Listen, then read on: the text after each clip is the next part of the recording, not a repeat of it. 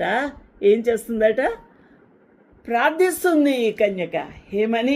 నన్ను ఆకర్షించు ప్రభువా అని. ఎంత బాగుందండి!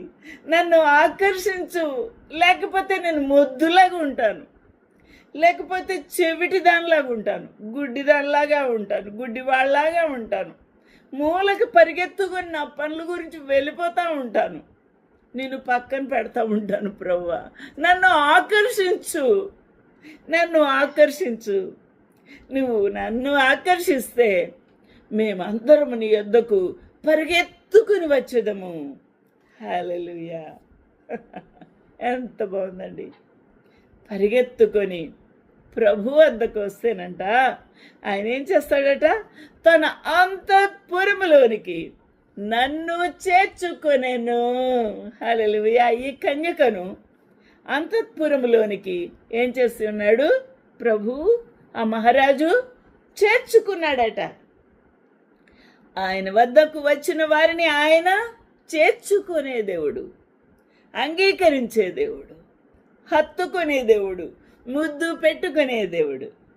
హల్లెలూయా! అందువల్ల నిన్ను బట్టి మేము సంతోషించి ఉత్సహించదము. ఇక ఉత్సహించడం అంటే with great joy, with great, దాన్ని ఏమంటారంటే bountiful joy, and will rejoice in it. ఆ యొక్క సంతోషము ఉబికి పొంగి పొర్లేది. హల్లెలూయా!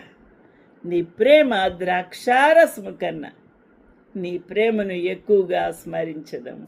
ద్రాక్షారసమే తీయగా ఉంటుందని ఇష్టపడతాము, తృప్తిగా తాగుతాము.